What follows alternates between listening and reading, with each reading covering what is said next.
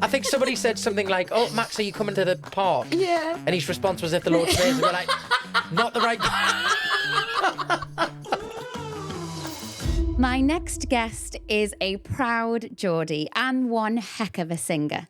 After winning the X Factor back in 2009, his very first single, The Climb, went straight to #1 in the charts.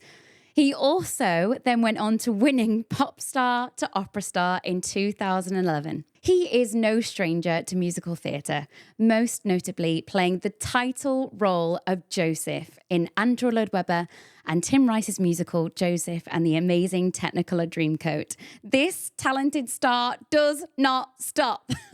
So much so that we had to take Not Fazed with Faye on the road and bring the podcast to London.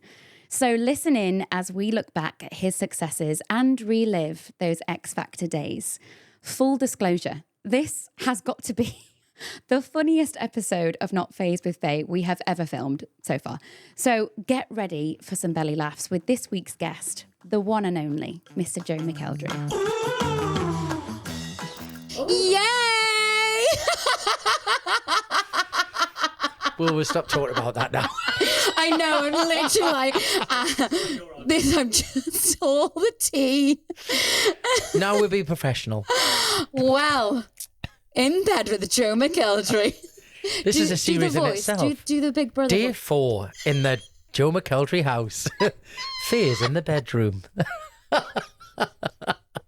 Can we just explain where we are, please? Actually, no, I can't. Because people are going to be like, where the hell are they? Already? Bit of wee came out.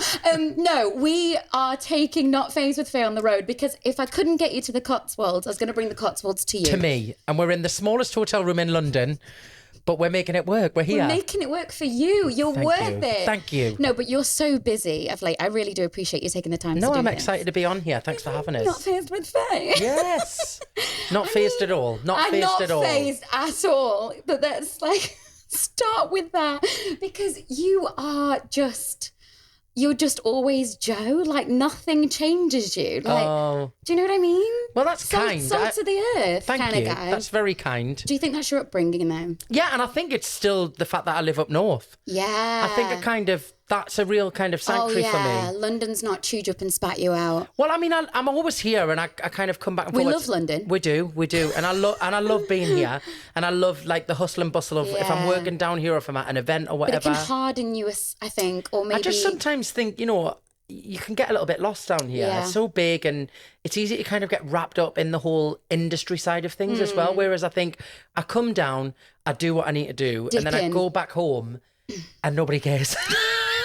Do you know what I mean? Genuinely, nobody cares. They're like, oh, great, yeah, cool. Are you coming out for tea? And I'm like, all right, okay, fine. Do you know what I mean? Should we have a gin and tonic? Yeah, so I think it's always been, I did that like from the early days of X Factor. Really? I lived down here I didn't know that. Yeah, I lived here for 7 months where the record label put us. And then I bought a place up north. I was very lucky enough to be able to do that. And then I came back down again to do another television show. Ended up living in a hotel for 2 years, which was the wildest. It was like something of a Disney movie. 2 years. Yeah, well, I came down to film Popstar, Operastar. Yeah, I'm going to talk about that in a second. Go on. And moved into a hotel that the production company put us into near Buckingham Palace, actually. Oh, fit for a queen. Fit for a queen. And basically won the show, signed another record deal. Of course you did. And ended up living in the hotel on and off for nearly 2 years. So I had this. Oh, you stuck a room service where you just enjoyed it. Loved it. I was obsessed. Yes. With hotels as a kid. It's the routine. And just walking into a hotel every night and being able to just order food. The bed's been made. I knew all the staff. I love that. I'd go and sit and have cups of coffee with the staff. Like they all knew I lived there. And it was just like this random, it was like my life was such chaos at the time. And the hotel was like this little sanctuary in London. Yeah, and I just felt safe by being in a hotel. So I loved it. And then I eventually, when I had a little bit more time and like kind of managed to kind of, I wouldn't say the word is settle because I don't think you ever settle in our industry. But no, we say, I'm not going to do that. Yes. No, that's the last time I do that. Yeah. Never going to do that. We should just it's going to change. Yeah. And so I moved, obviously I went back up to the northeast and then started to kind of commute back and forwards a bit more regularly. Sweet. So yeah, I've got a lot of love for London. Though. It works. Yeah, it does. And I feel like I'm at a point now, I've been doing this for like, it's nearly 16 years now. It's crazy. And I do feel like it's flown though. I don't. Don't you? I think because I started so young, you were a baby. It feels like another lifetime ago. And I watch clips when people show us stuff and things that pop up. There's this new thing now. What's happening with where TikTok's algorithms are showing me some lovely clips of when I was 18 years old on national television, and I'm like, that is a flashback that I don't want to be reminded of. Not because it was a bad experience. I'm just like, I'm 33 now. I'm aging. Are you triggered? Oh, more than triggered. Stop. No, I think I looked so young when I was 18 that... I still think you've got a baby face. I do, but I was literally... Like, I look about 12 when I did that. I was 18, but I look about 12. Yeah. So I think the jump to 33, when I see it, I'm like... It's fine. You're as young as you feel. Well, exactly. I feel like you do all the things though to like make you feel like you're taking good care of yourself. Yeah. Even if it's your fitness, like that's how we connected. Yeah. Well, we did quite a few workouts in the dressing room. We did quite a few workouts in the dressing room, and we'd also tried to get people involved. And nobody was interested. They were just like, "What are you doing?" And do you remember we went to? I feel like did we get like some gym thing, this Blaze class or something? We kept going. We did a Blaze, but we also did a Barry's. Yes, we did Barry's. Love a Barry's. Yeah, I do love me fitness, and I think that's a real good thing for like mental health. And I know you. It's why you've said I that do as well, it. Yeah, it's so good. It's just good for my head. And I've recently got absolutely addicted to running again. So I'm right back into the swing with that. Oh my God, I love that. But I find for some reason I was just talking about this with somebody I worked with the other day, because he was like, he said, Joe, you always send us like work decisions like at a really random time in the morning. It's always the same time. And I go, it's because I'm on a run and I make all of my decisions. Because you've suddenly cleared your mind. Yeah. You've got like I feel like it just organises everything. So like it prioritises what you need to get sorted. 100%. And if you have to do a voice straight away after you run, you're going to get a voice note. Well, I sometimes just stop if I find that if I've got a couple of emails that came in the day before, and I'm a bit like, right, I'll sort that tomorrow, and then I'll be on the middle of the run and I'll be like, right, I'm going to do that. No, I'm not going to do that. Right, I want this included in that show. I want that. So I just literally send all of these random WhatsApps at like 8:20 in the morning. Oh, that's brilliant. But I find it's really good. It just clears your head. No, I love fitness. I think that's definitely like my go-to for anyone. 100%. It's not for everyone. I'm not preaching like get out and run. Like if it's not for you, you'll figure out what works. But definitely, that was something that we were doing 2 shows a day in Birmingham. Give me context, guys. So Joe and I, it's probably on Instagram still down that corridor. Joe and I worked together for the first time when we did Panto in Birmingham. Yes. This Panto was the longest Panto I've ever done in my life. And also I feel like it's the longest Panto that anyone ever does. Yeah, I mean... It runs till February, guys. And then literally we finished and went straight into lockdown for 3 years. It was the last thing before the world... Yeah. But I bring that up? This group of people, for 3 months that we worked together, so we rehearsed in London, and then we all went back up north, and it was yourself, Leslie Joseph, we had the legendary comedian from Birmingham, Matt Slack. Yes. We had Jack Yarrow. We had Andrew Ryan, the Dane. Andrew Ryan. Doreen Tipton. Yes. She's just a legend. And when you meet her, she's like Meryl Streep. And we had Flawless. We had Flawless. Yeah, we had Flawless that year as well. Oh my God, it was epic. Snow White and the Seven Dwarfs. It was a great time. It was with my wig that everyone and loves to tease me for. Yeah. Well, you've got such beautiful hair. It wasn't going to stay like this for 2 hours. That is true. I wouldn't want to have to do my hair if it was long every day. I now understand why people wear wigs. I just remember Michael Harrison seeing the wig and going, why? Anyway, but before 2 shows, we would do a workout in those corridors and be like, we're ready, let's go. It wakes me up, though. I think it wakes you up for a show. It's almost like a kind of a secondary vocal warm-up for me as well. I completely vouch for that. A hit session or a run in the morning before I get to a venue. I'd rather do the physical before I do the vocal, because then I know my whole body's warm. And sometimes if I wake up and think, oh my God, I'm struggling a bit vocally today, if I go for a run, I don't know whether it's like the blood supplied to your throat or whatever, it works. But you must have figured out like tips and tricks. Oh God, I could write a book. Why don't you? Hello. Well, I mean, exclusive, Joe McElderry. I can't take credit for it because I actually got it off a lovely, lovely supporter of mine years ago. He sent us a letter and sent us some bicarbonate of soda. Now, I'm not condoning. Things work for some people, things don't. I'm not being medically. Like an old medicine. Yes, but I'm not being medically liable for every singer across the UK. No. So if you want to try it, go for it, but I'm not responsible. But I tried it years ago, teaspoon in warm water. Yeah. And I literally pass it on to every singer I know now. You passed it on to me. Yeah, and people literally, they leave me dressing room and I can see the look on their face. They're like, he's lost the plot. And then they come back in 2 hours later. They're like, it's a miracle cure. What has happened?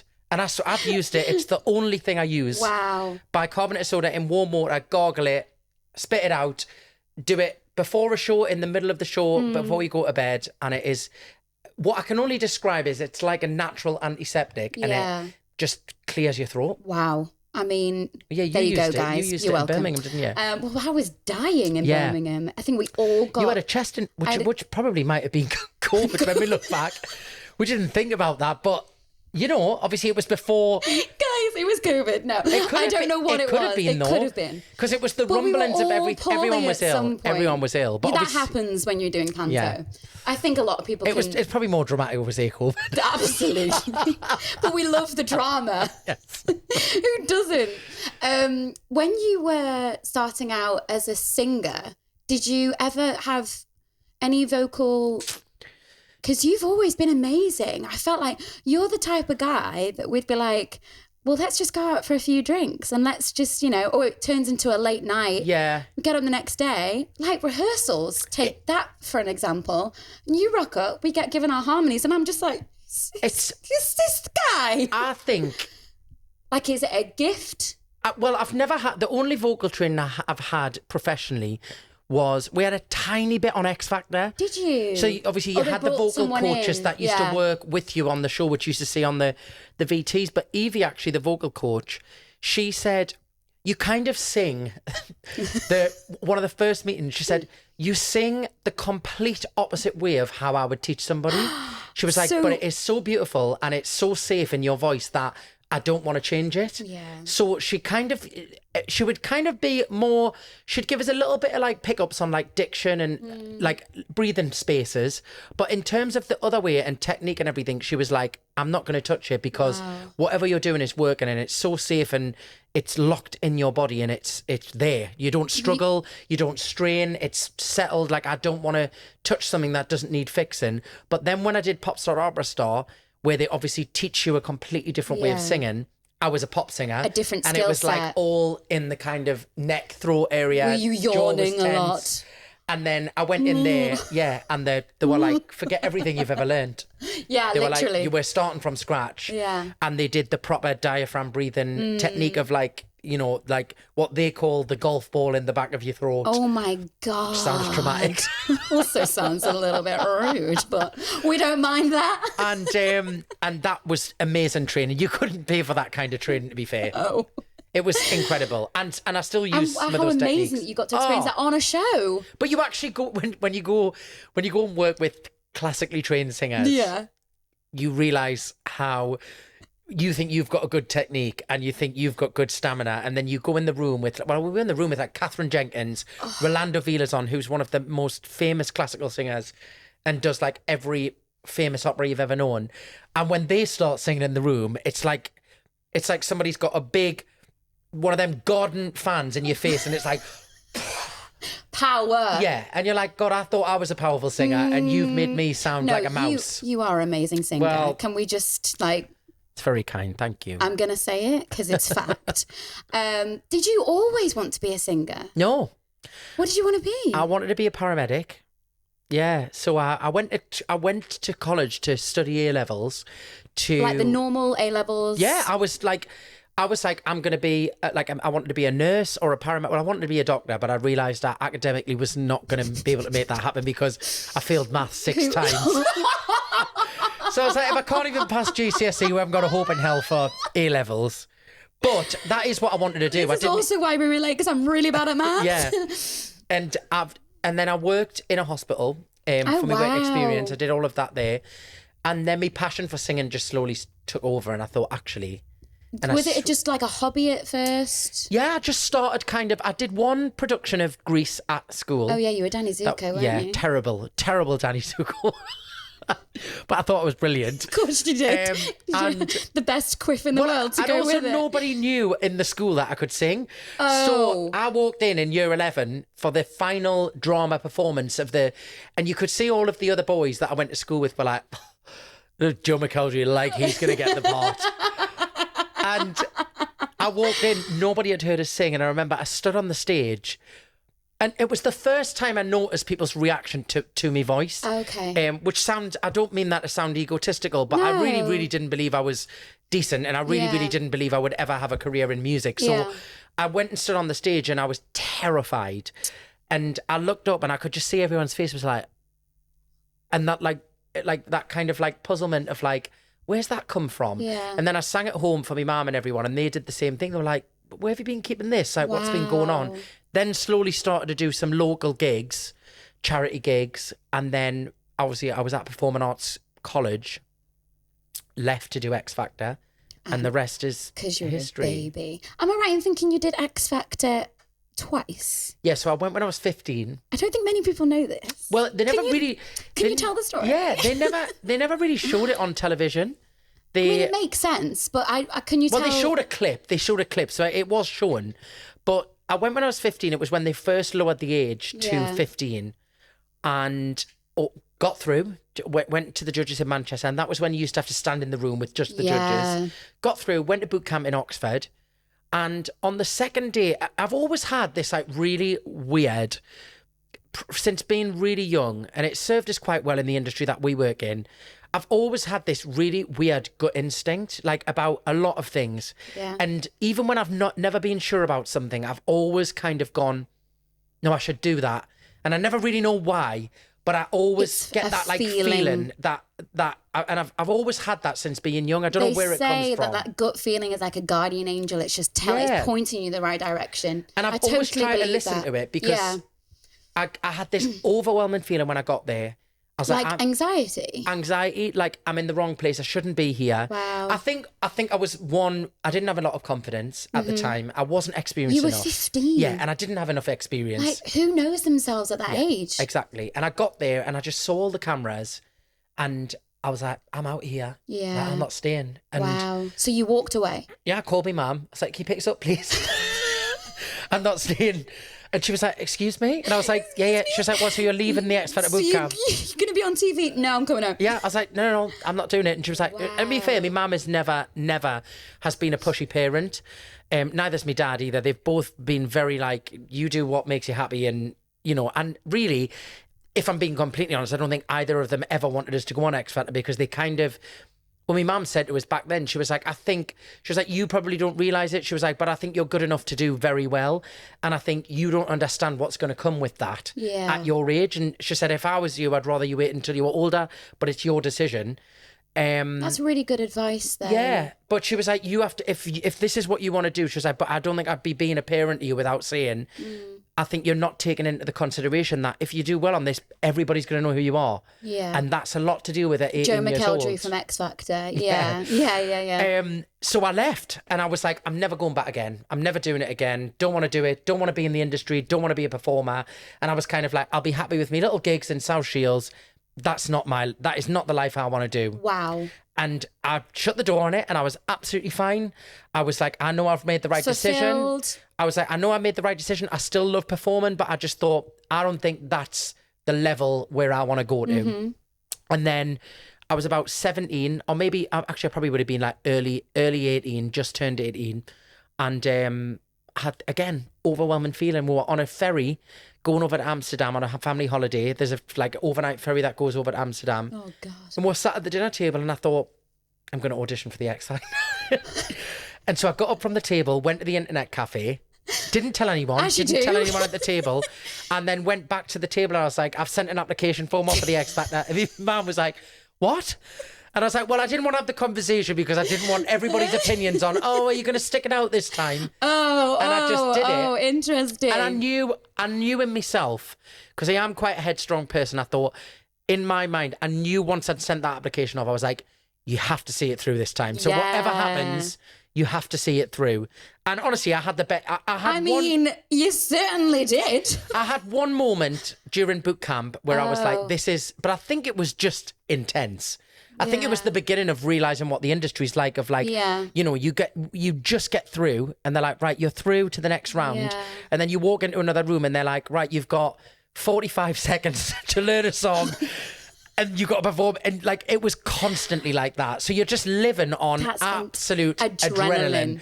Yeah, you just relax, and then you're like, oomph, again. That's scary. But it does teach you nervous system. I mean, but it does teach you. It does teach you how the industry works. Like, that is one thing that I will say about the show. It gets a lot of flack these days, and you know, I do think there are many things that they could have dealt differently. And I'm sure if it ever came back, I would hope, you know, they would consult in some people to kind of look at to how to make things different, to take care of people. Do you not think that's like across the board with all reality shows, though? I think it's across the board in the industry, to be honest. I think it should be. I think we're probably the only industry that I know, like, we don't have any protection of, like, you know, I know there's equity and things like that, but we don't have a human resources. We don't have like a union that protect, like, you know, if you're being mistreated. And you know what I always say is, in our industry, you're essentially always a self-employed performer, no matter how you look at it. And there should be an outer body that doesn't work with any of the production companies, any of the TV companies, that is just for because I don't believe I don't think we're protected at all as artists, performers, you know, whatever realm of crew, technicians, whatever you're doing, there's not a lot of protection for. We're vulnerable as it is. Yeah. That's but that's a whole other conversation. I mean, we could go. That could go on for hours. No, well, I did the old dancing on ice, and obviously it's nowhere near what you did on X Factor. But I get the adrenaline. I get the whole. It was relentless, and they threw a lot at you, and you just sort of like, well, you're going to say no to Torval and Dean, like, you know, you're nodding dog. Yeah. And I think I learned a lot about me and like how I sort of, it was one of those like fight or flight moments. Yeah. And it really showed that I was just like, I'm a lot stronger than I think. Yeah. Because I can be that, okay, yeah, I'm a yes man. I can be a complete yes man all the time and people please everybody. But by the end of it, I was just like, no, that doesn't work for me. It doesn't work for me. Yeah. But I think that's really important. If I could go back, I would probably do it a whole different way. Would you? But I think hindsight's always a wonderful thing, always, you know? a wonderful thing. And we're old enough to reflect, guys. And I think, you know, you learn. But you learn what I've learned over the years. I've learned so much more over, you know, I've been very, very lucky with some of the opportunities that I've had presented to me along the last 15 years. I've learned way more from the failures than I've ever learned from anything that's gone well. Always. You know, when something goes well, you don't even think about it again. I still think that we're going to fail. Like, don't stop learning. But you've got to throw yourself out there, try it. Like, I don't even know if not Faye's going to be okay, but I'm just going to go with it, okay? But it will be okay. Will be okay. She says, rocking in the corner. But I'm just having fun, and I might fail, and I might say the wrong thing. But failing's good. But that's a good thing. Failing's good. Like, I think we're slowly becoming around. I think because of social media and stuff. Like, you can't just go through your whole life making fun of ourselves a little bit more. Well, just making fun, but also actually. I think for such a long time, certainly in the entertainment industry, but I think just as people, nobody ever embraced failure. It was like you had to like pretend it never happened and pretend you weren't bothered about it. Yes, it sucks. Yes, it's embarrassing. Yes, you sometimes question yourself and think, am I worthy enough for whatever? Totally. But it's also such an important part of life because it's the pivot onto the redirection of where else you want to go. But also, you know, running a business, when I run my business, when something goes wrong, I question so many other things around it that you can only make better. Then when something goes right, you don't really look back on it. You just go, oh, well, that worked great.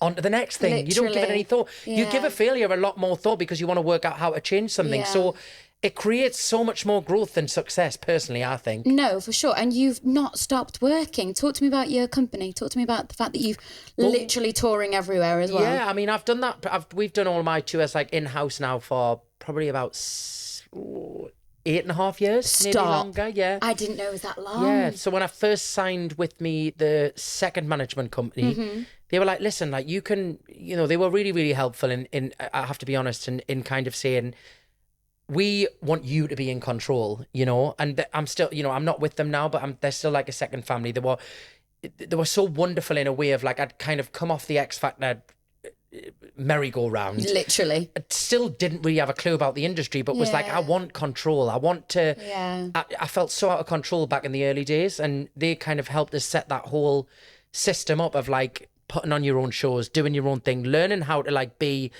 almost like the producer. But you are the business behind it. Which is not always enjoyable because when you're the one that has to stand up there and you're doing the business thing behind the scenes, but it's very important to know what's going on. It is, and it allows you. If I was a fly on the wall at one of you. Well, I am the worst. Like, they have 5-minute windows with me in meetings. Oh, really? Yeah, they're like, we've got 5 minutes at the beginning of the meeting for Joe's attention span. And then he'll be off learning a song for the next show. But yeah, like that is important. Are you quite bossy with your team, or are you reasonable? I think I'm very fair. I like things to be done. I like things to be done properly, and I like people to want to be there. Yeah. I hate it when people don't want to be there and they're just trying to rush through a job. I'm like, if you don't want to be there, don't be here. Or they're negative. Don't be here, because there's so many other people that would want to be here. Yeah. And, you know, like, I'm all about giving people opportunities that really want to, like, be great, you know. So, and I like all of my work, I like it to be a team effort. We just did a show a couple of weeks back. I was asked to do the first ever one of the first ever Pride events in my hometown, and which was wonderful, because you know, they've never. So, but I was like, right, this concert has to be like everything. Drop balloons from the ceiling. I want fire on stage. I am Beyonce. I'm like, if I can have an excuse to throw some gadgets, and you know, a wind machine. Yeah, but the people that work with me, like they were excited. They were like, right, we've had this idea for this, and I want it to be like that because it's entertainment. It's supposed to be fun. Yeah. It's not supposed to be serious. It's supposed to be a laugh. You definitely had that in the rehearsal room. I remember. Terrible. But you were fun, and I think you were a good person to have, especially for me. I can't speak for everyone else, but you just didn't make it so serious, because if I like got a note wrong, I'm there in the corner like, oh my God, my career's over, you know, like I really took everything to heart, and I am a bit of a sensitive soul, but that's me. I'm going to wear my heart on my sleeve. But it was just, how do you react? Like, how do you deal with it? And you were just bounce. Yeah, sure, no worries. Whatever you want. Just like, bat it away, crack on. And they were like, oh, should we go for a bevy? Yeah. That was just... I think your way of dealing with chaos and stress was very different to how I did, but I took a leaf out of your book and it was helpful. It was. I think it's, for me, that's just been my coping mechanism through the industry, full stop. I think it's been a way that I've been able to just go, right, nobody's died. Like, no, but they haven't. It's true. Nobody's died. It's true. I'm standing in a sparkly costume on stage. Like, let's put things in perspective. Like, we're not saving people's lives. Well, we might be. But... Well, no, but you're saving people's lives in the way that you're going out there and you're making somebody have a great night out. So if you're not having a great night out doing it, how are they going to have a great night? Do you know what I mean? So I try and it is hard. It is, because mentally you really have to kind of go, right, come on, get your head out of that, because when it's you and you're the product or whatever. But I always just want people to come to, whether I'm in a musical or my own concert, I just want people to have a great time, and I want to have a good time. I never want to be stood up there thinking, I don't want to be doing this, because I just think, well, if I'm standing there singing and dancing expecting you to have a great time, I've got to be having a good time as well. Absolutely. And I try and keep that perspective. I don't think you'll ever let go of that. Well, I'll retire if I do. You'll never retire. You'll never retire. Oh my God, no way. I've always said that though. I've always said since day one, the day that this doesn't make me feel good, I wouldn't do it. Yeah. I'm not one of those people, I don't think, where I would carry on doing this if one day I woke up and thought, this actually does not make me feel great as a person, I would quite happily, I think, just go, all right, okay, I'm done now. because I try and I think if you have that perspective on it, then you don't internalize things as much. And it took a long time to get to that point. Yeah, but I try and have that perspective listening now. to all that, and it gets noisy and chaotic, and it's about quieting. I mean, you do the cold water plunges as well, which I have to talk to you about. I think you would enjoy that. I love it all. I love the cryo chamber, anything to make me live a longer, happier life. But with that, I think that was also to do with mental health. I think that was 100%. Again, like the running, like all those things. But again, it's got to come back down to the fan. Yeah. I think it's your roots. I think it's who's surrounding you. Yeah. Like who is there. I mean, obviously being up north is completely different because everybody, I mean, I've got my sisters there that if I ever get too big for my boots, are the first to say it. They will call me out. Yeah. So there's not a chance for me to really not necessarily think that I am the big I am, but I'd think that they are always going to champion me, but they're always going to keep me humble and grounded in a good way. Yeah. And that I feel like you've got the same 100%. situation and I think at they home. love you and they love what you do because you love it, but it doesn't define my relationship with them. They're like, you could be sitting in your house, singing in a microphone with nobody listening and would still love what you do. Yeah. Like, it doesn't matter what level that's at, and it doesn't matter what you're doing, really. We're happy if you're happy. And I think that's a real family thing of like, I think it's quite like my family as well. Like some of them come on the road and tour with us, and some of my friends come out on the road as well when I'm working and stuff. We know. Yeah, I think I've met them all. And they come stay wherever I am. Which is amazing. Yeah, but I think they're just like, oh yeah, okay, whatever. Yeah, sure. They're there to see me in terms of catch up with me, quality time. But like what makes us laugh they're is so like casual about it. Like they're not like, but it's just it's your job. It's your job. Your number one fan. We've got to talk about your grandma. Grandma Hilda. Oh God. Because she is famous on TikTok. She is famous on TikTok. She's taken over all of my social media. She's getting more engagement than I am. Stop. But people love her, and she's. Did this come from a certain time? Was it lockdown, or has it always been like? She's always been like that. Always. Oh no, we know that because she's just a legend. But I meant just her. Sort of, you definitely shining a light on her a lot more on your socials. Well, only because I was. Like during lockdown, well, towards the end, I think she kind of came to stay with me towards the end, like when you were allowed to have people at your house. We were like, right, listen, we can't work yet. Like, we're still not touring and stuff like this. She was on her own, and we were like, why don't you just kind of bubble up at my house and like we'll take the extra precautions and just because she'd been on her own for nearly like 2 years in the house. Oh my God. And then I would start like just filming her funny when she'd had a few whiskeys. Of course. And people would comment and go, oh, this is so lovely to see. Like, it reminds me of my relationship with my grandma, and I don't have her anymore. And you're so lucky to and I thought, you know what, without realizing, like, I'm documenting so many moments that I don't realize I'm documenting just because I find it funny. But you're also sharing it with us all. Yeah, and it's like, people seem to really relate to it. They really do. And then I post a lovely singing reel of me singing, and everyone's like, can we have some more Grandma Hilda, please? I'm like, great, I'll just retire then, shall I? She's a legend. She's got like her own dictionary. Yeah. She's got like, it's the way she just sits there and she's like literally questioning. To be fair, half the time she doesn't even know I'm filming her. Oh, really? Not at all. And she's got no social media. So she goes out and my mum said they went out a couple of weeks back somewhere out for lunch, and this woman had spotted her off TikTok.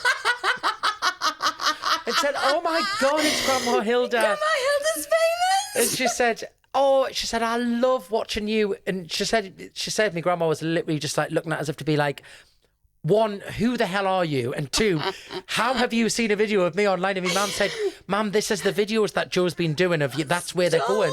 But she doesn't care. She's like... Of course she doesn't. That's what I kind of love, her carefree nature. But I think that there is definitely an opportunity here to have a reality show of you. Gogglebox. I said Gogglebox. You do need to do Gogglebox. But she does get quite brutal. Guys, she gets quite let's brutal. put a petition out there. Let's make it happen.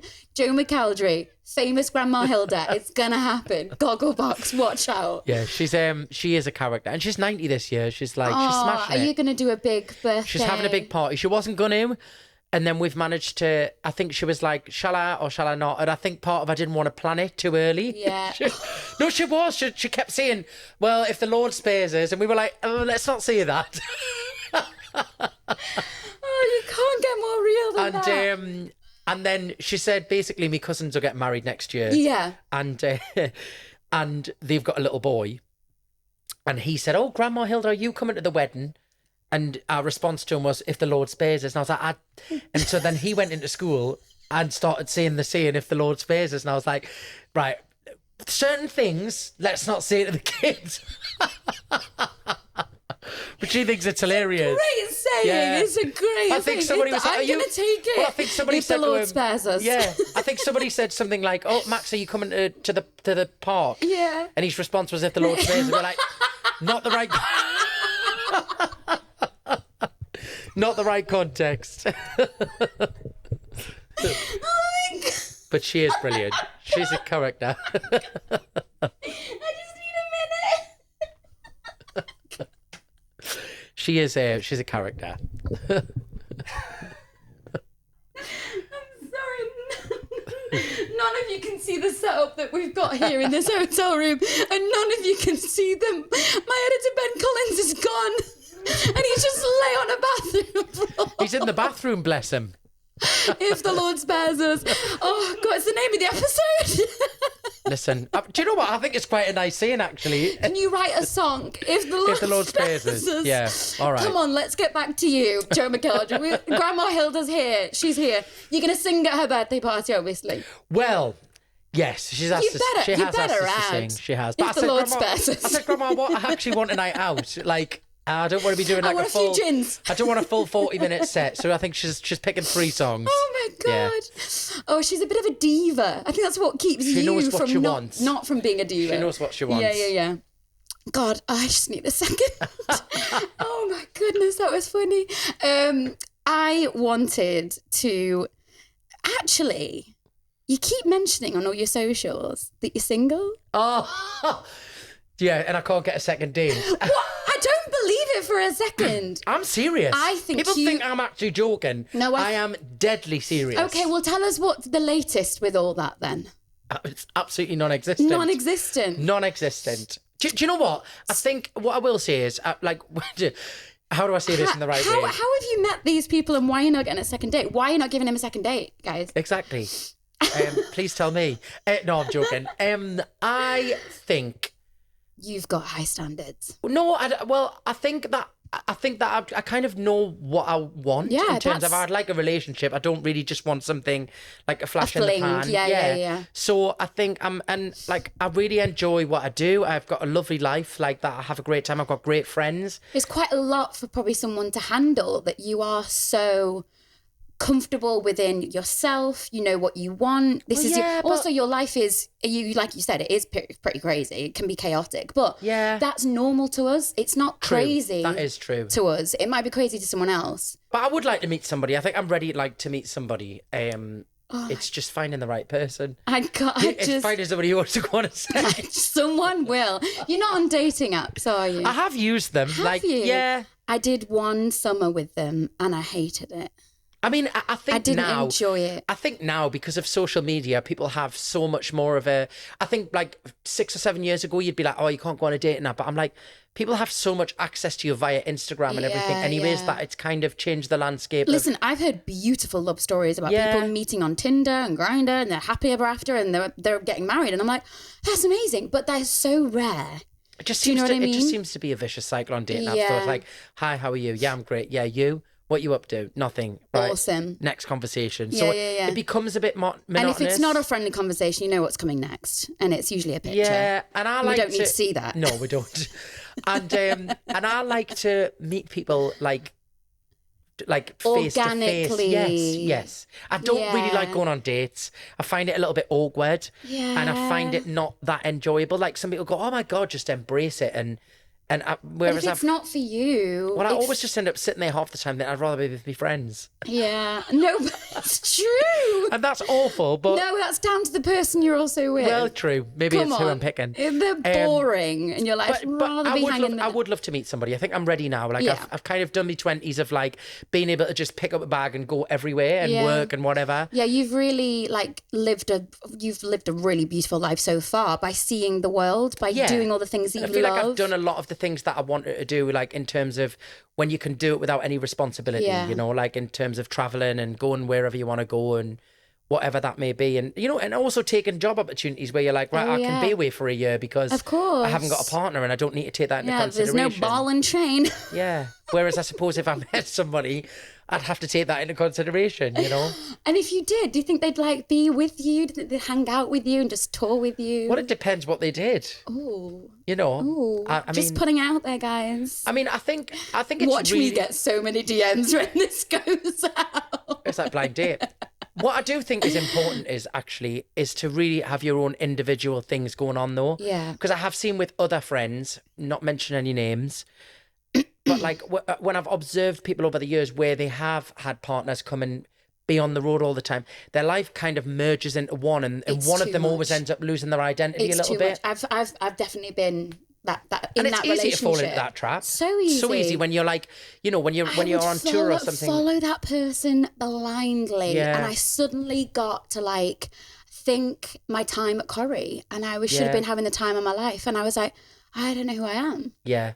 That was really I think scary. it kind of catches up on you quite quickly, doesn't it? And before you know it, I suppose all of the reasons that you really like somebody, then you kind of end up resenting them because you're living their life through them and not your own thing. The last thing you want to do is resent them, but it's just something that happens naturally. I just think it's really important to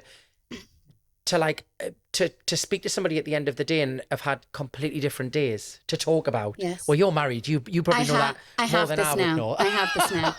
I'm very lucky. Don't listen to me. I'm still single. The last time I did actually see Joe, he was running down a sort of runway that they'd created of people cheering him on after we'd lit sparklers, and it was all like this cutesy moment. No, he's got his wife beater on, jackets off. I think it might have been your brother or somebody dared me. They were like, run down. Probably my brother. I don't need much slightly egging intoxicated at the time. Such a great day. I was so glad you could be there. It was wonderful. Every time I turned around to look at like the room, I could just like see everyone's beaming faces. Yeah. No, we had a great day. Everyone was having a good day. I mean, Leslie Joseph was dancing her pants off. She didn't. It's a phrase.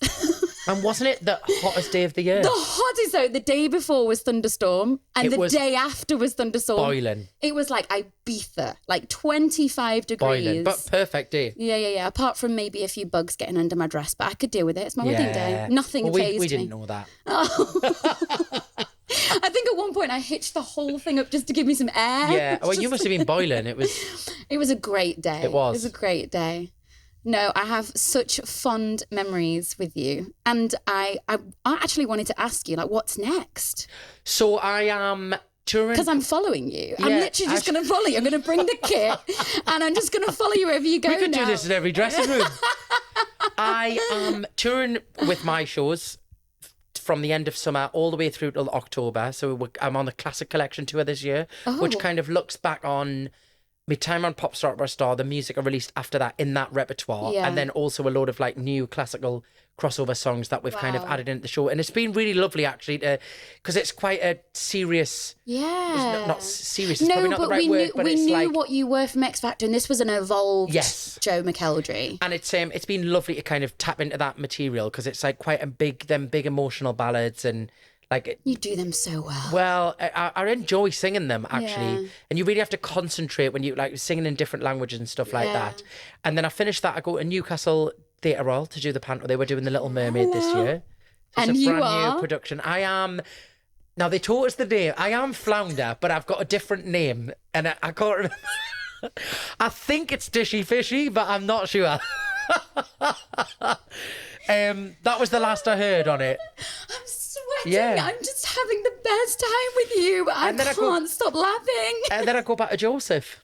which is very exciting. Oh, this is different because you're not going back to be Joseph. I'm going as Pharaoh. How do you feel about that? Well, do you know what? They asked me at the end of last year if I'd be interested in doing it, and it's the brand new Palladium production. Obviously, Which that was on at the is Palladium. stunning. And when I did Joseph, I toured with it for 2 years, but it was the old production, which no longer goes out now. So it felt like really nice to be asked back, in a different... I think it would be really weird to go back as Joseph to a new production and completely different, because I had such a great time the first time I did it. I met some of my best friends doing that show, and it was still just... to this day, do you keep in contact? There's like love 5 that. of them that like I'm really close with, and well, we both know Adam. Yeah. Adam's a really close friend of mine. Adam will be on Not Fazed with Faye, don't worry. Yeah, and and obviously, like, I think to go back and like expect it to be the same memory might have been really weird. So when they said, "Would you do Pharaoh?" I was like, absolutely. It's fresh, it's new, it's different. And you can put your own stamp. Yeah, and it's just nostalgic, but in the right amount of kind of, it's something new. So I'm really looking forward to it. I'm a little bit nervous. Are you? Yeah, because I think I haven't done a musical since before the pandemic. Obviously, I've done Panto and stuff, and my own shows. It's different though, isn't it? It's a different head game. Yeah. But I think with Pharaoh, you kind of come on, you have your moment and you do your mega mix and whatever. So it's quite a fun role. So what's the nerves about? Just being back in the musical theatre world? Yeah, I think so. I think it's just, I've been in the routine of the last couple of years, like releasing music and touring and doing my own stuff. And like, I think it's more excitement than nerves, actually. Yeah. Like as soon as I get in the rehearsal room, you'll you're be just golden. Like, right, here we go. Absolutely. Like, Wham, bam, thank you, ma'am. Let's go. Wham, bam, thank you, ma'am. Wham, bam, thank you, ma'am, for coming on Not Fazed with Thank you. I've had a lovely time. You're a dream. Like, I don't think I've got any more makeup on. I've cried it off. We've covered some topics. Good. Yeah, but I knew we'd get there. Yeah. We'd covered everything. Yeah. As well as your love life. So all DMs welcome my way. Thank you. I'd like to have to go into like semi-retirement, so somebody who can fund the lifestyle I've become accustomed to. Oh God, I love you. That was a joke. It wasn't. It really wasn't. Thank you, my love. You've been a dream. Thank you. And and you're just a joy. Thanks for having us. Having Joe on Not Fazed with Faye was such a treat, and I loved how much fun he brought to the show. Such a nice guy and a joy to be around, and he genuinely made us laugh out loud. I'm so grateful for all of his stories that he shared with us. He's such a lovely, warm character who was just born to entertain. I've no doubt that this X Factor winner will continue to win in everything he does. He deserves every inch of success. Big thank you to my team, especially my editor Ben Collins, who for this week's episode ended up as my cameraman and roadie. Subscribe and share this week's episode with my gorgeous friend, Joe McElderry, and I'll see you next Friday, 6 p.m. UK time, for more Not Fazed with Faye with me, Faye Brookes. I'll see you soon.